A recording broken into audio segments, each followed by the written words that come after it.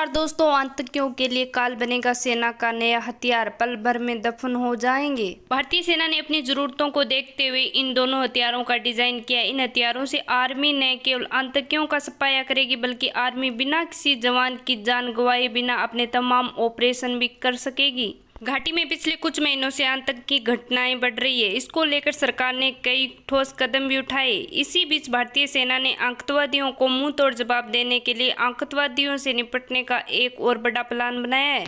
अब सेना आतंकवादियों को उनके ठिकाने पर भी उनके मौत के घाट उतार देगी। मेक इन इंडिया को बढ़ावा देते हुए भारतीय सेना ने 2 खतरनाक हथियार तैयार किए हैं। भारतीय सेना ने अपनी जरूरतों को पूरा करते हुए 2 नए इनोवेशन किए हैं। दोनों हथियारों में आर्मी डिजाइन बलूर ITI दिल्ली के साथ मिलकर बनाया है। इससे भारतीय सेना को कई सर्च ऑपरेशन करने में भी बड़ी मदद मिलेगी। आर्मी के पहले हथियार का नाम एक्स-वोल्डर, ये एडवांस मानव रहित ग्राउंड व्हीकल है। ऐसे हथियारों को यूजुअली करते इसे 6 पहिए लगे हुए हैं। इसकी ऊंचाई भी कुछ खास नहीं है, ये मात्र 1.5 फीट का है।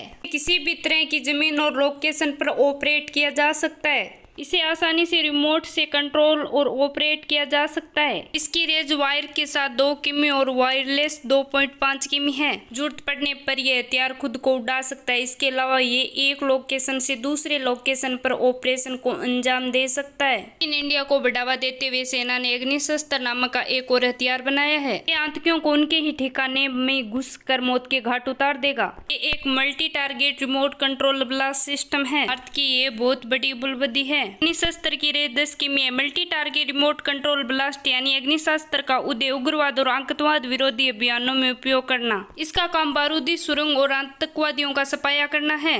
इस बार घाटी में कई हमलों को देखा गया है कि घटनाओं को अंजाम देने के बाद वो किसी के घर में छिप जाते थे। इसके बाद सेना को सर्च ऑपरेशन में हथियारों को लेकर घर के अंदर घुसना पड़ता था, जो न केवल जान जोखिम में डालने वाला होता था, बल्कि उसके लिए काफ़ी तैयारियां भी करनी पड़ती थी। इस हथियार को बनाने के बाद से अब सेना को ऐसा नहीं करना पड़ेगा। सेना अब बिना किसी जवान की जान जोखिम में डालकर इसे ही आतंकियों के ठिकानों को ढूंढ पाएगी। भारतीय सेना ने अपनी जरूरतों को देखते हुए इन दोनों अस्त्रों को खुद ही डिजाइन किया है। इसके बाद आतंकियों को मार गिराने का काम ये दोनों हथियार करेंगे।